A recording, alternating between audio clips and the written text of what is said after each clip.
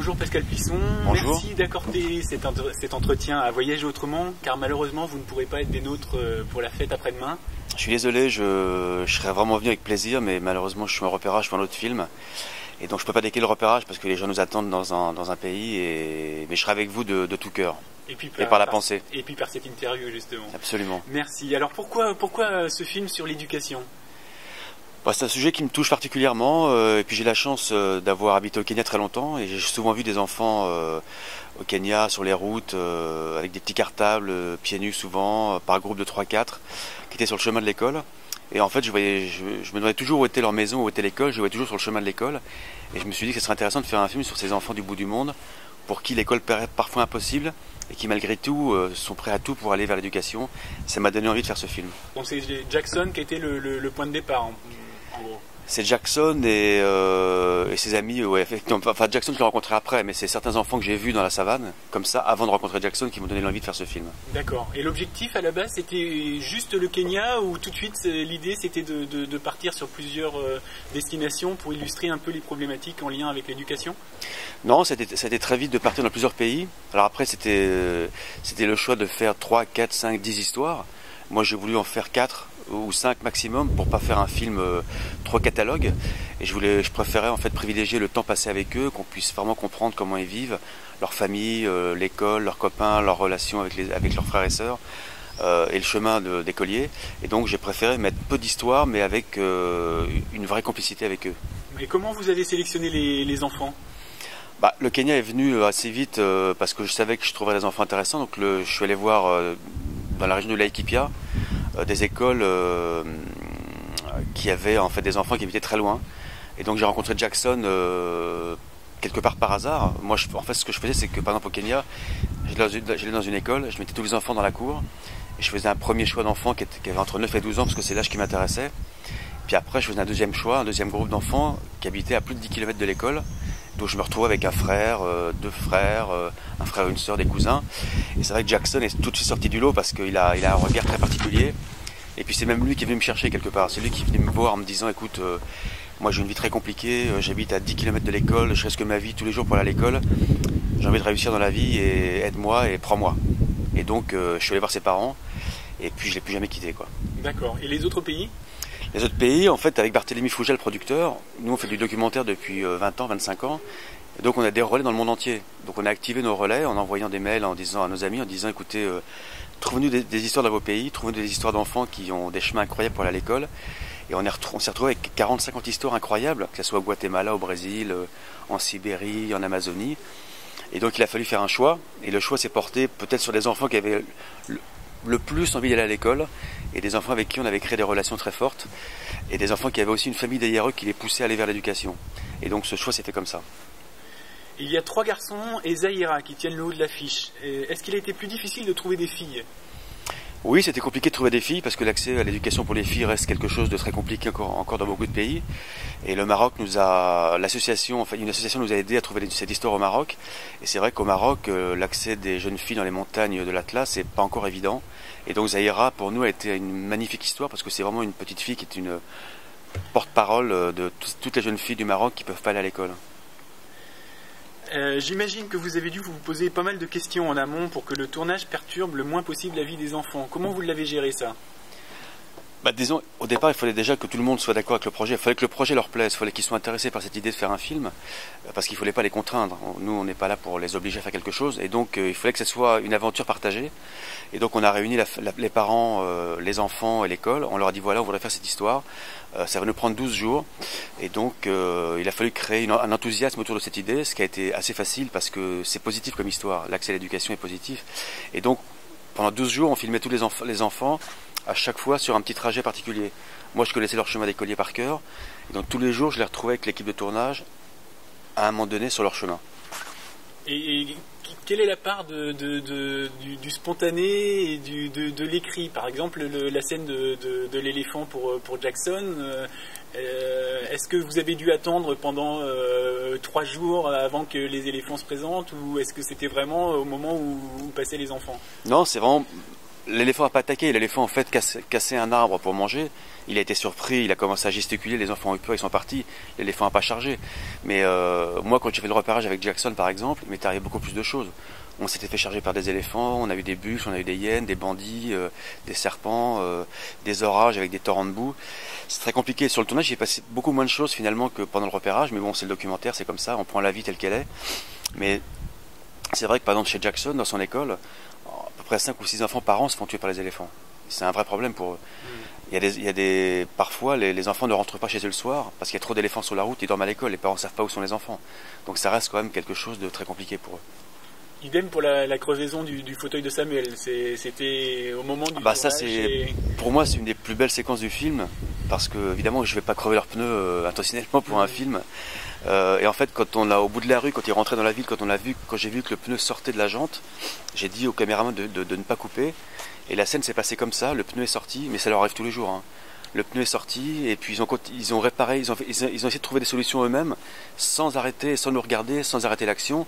Ce qui fait que c'est une séquence qui est magique parce qu'il y a une spontanéité, il y a un naturel qui est fantastique. Quoi. Donc c'est sur la durée qu'ils ont réussi à oublier les caméras et à être naturels. La seule contrainte était de ne pas regarder la caméra. Alors évidemment, il y en a eu derrière caméra qu'on a gommé nous au montage. Mais la seule contrainte était vraiment de ne pas regarder la caméra parce que sur un film de cinéma, c'est compliqué. Et alors maintenant, on va parler un petit peu des conséquences du film. D'abord sur vous, est-ce que votre vision de l'éducation, est-ce que ça a révélé des choses sur l'éducation auxquelles vous ne vous attendiez pas forcément? Oui, parce que ce film ne peut pas laisser indifférent. C'est un film, moi, qui m'a donné une grande claque parce que moi, j'ai pas été un élève assidu à l'école alors qu'elle était en bas de chez moi. Et c'est vrai qu'on joue à ces enfants-là pour qui l'école paraît impossible et qui ont intégré très jeune que l'école pour eux était le seul moyen de vivre mieux. J'ai rencontré des enfants d'une maturité incroyable. Moi j'ai 2 filles de 13 et 14 ans. Quand je vois la maturité de Jackson, la maturité de Samuel et de Zahira, qui ont 11 ans ou 9 ans, et ce sont de jeunes adultes, quelque part, qui ont tout de suite intégré que pour eux, l'école était une chance de se sortir dans la vie. Et donc, pour moi, ça a été une grande claque, en fait. Et sur les enfants, est-ce qu'ils ont vu le film a posteriori? Quelles sont les nouvelles des enfants? Alors les enfants, Jackson a vu le film, parce que je suis allé le projeter dans son école, avant qu'il vienne en France. Il est venu en France pour la promotion du film en septembre. Zahira a vu le film aussi au Maroc, parce qu'il est sorti au Maroc et il y avait une projection à Casablanca. Et j'ai voyagé aussi avec Jackson, Salomé et Zahira au Qatar, pour un festival. Et j'ai emmené aussi Jackson et Salomé au Japon pour la sortie du film. Il est sorti au début avril au Japon et ça marche très très bien. Samuel, nous on le suit médicalement. On lui a construit une maison, on lui a acheté évidemment 1 ou 2 fauteuils high-tech, mais il préfère le vieux. Donc en fait, il découpe des morceaux du neuf pour consolider le vieux. Carlito est à l'internat, donc la petite Michaela va toute seule à l'école à cheval. Et en fait, on a créé une association aussi qui s'appelle Sur le chemin de l'école. Et en fait, on va reverser de l'argent à ces enfants pour aller poursuivre notre travail avec leur éducation. D'accord, donc la vie telle qu'ils l'ont connue pendant le tournage, elle est un peu derrière, quoi. Il y a quand même eu de grands changements pour eux. Oui, mais c'est toujours très délicat de changer la vie de ces enfants, donc on n'est pas là pour les pourrir, on est là juste pour les aider à mieux vivre et à faire en sorte qu'ils aillent dans l'éducation, mais ça s'arrête là. Donc nous, ce qui nous intéresse, je vois Jackson par exemple, va aller l'année prochaine dans un collège à Nairobi. Il est premier de sa classe, ce film lui a changé la vie, il lui a changé aussi sa vision du monde. Mais il n'a pas du tout envie de venir vivre ici, il est très bien chez lui, il aime son pays, il aime sa manière de vivre. Et donc c'est ça qui est important de garder, c'est qu'il ne faut pas les polluer. Et nous, on est là juste pour les aider dans leur éducation. Donc par exemple, Jackson n'est plus dans la même école que pendant le tournage? Non, je l'ai changé d'école à la fin du tournage. Je lui ai trouvé un parrain privé qui a accepté de prendre en charge son éducation avec sa petite sœur. Et donc il est rentré dans un internat avec sa petite sœur, qui est à 30 km de sa famille. Et donc il rentre chez lui tous les 3 mois. Par contre, ses parents viennent le voir les week-ends. Et Jackson, en fait, avait un retard scolaire qu'il a très vite comblé. Maintenant, il est premier de sa classe et il a des résultats incroyables. Après, donc, les conséquences du film sur les pays, est-ce que les autorités des pays est-ce que vous aviez demandé, par exemple, des autorisations dans certains pays qui vous ont été refusées parce que vous, dans une certaine mesure, vous pouviez remettre en cause le système éducatif de leur pays? Non, bon, il y a des anecdotes assez cocasses, comme en Chine, on avait quand même 2-3 histoires incroyables, mais c'est vrai que les Chinois, les Chinois adhéraient pas tellement au projet parce qu'ils voulaient pas qu'on exporte l'image de leur pays où les enfants ont un problème pour aller à l'école.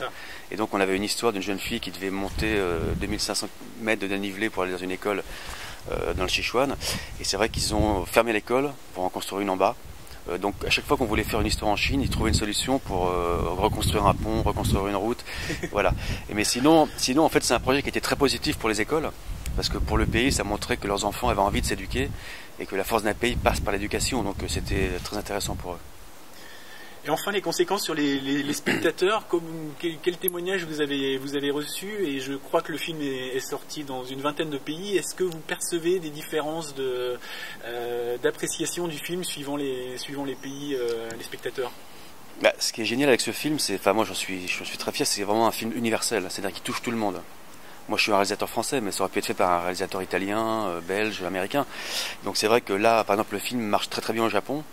J'étais avec Jackson et c'est assez drôle parce que les enfants japonais n'aiment pas l'école parce qu'ils ont trop de pression et Jackson était assez virulent avec eux en disant écoutez, vous vous rendez pas la chance que vous allez à l'école, vous avez un pays de haute technologie, qui va s'occuper de vos métiers de haute technologie si vous n'allez pas à l'école?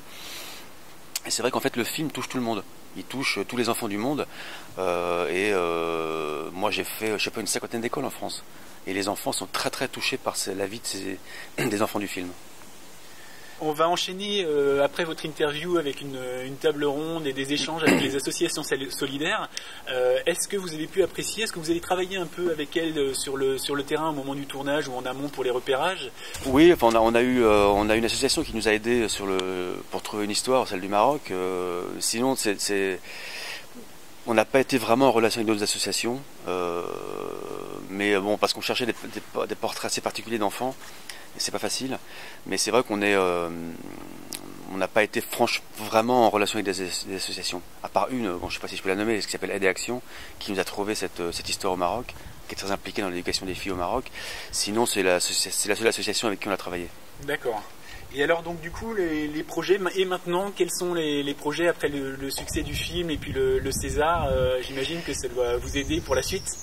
Oui, enfin j'avais déjà un film en préparation avant les Césars. Les Césars c'est un peu la cerise sur le gâteau pour tout le monde, d'ailleurs pas que pour moi, pour Barthélémy Fouja, pour Simon Wattel à l'image.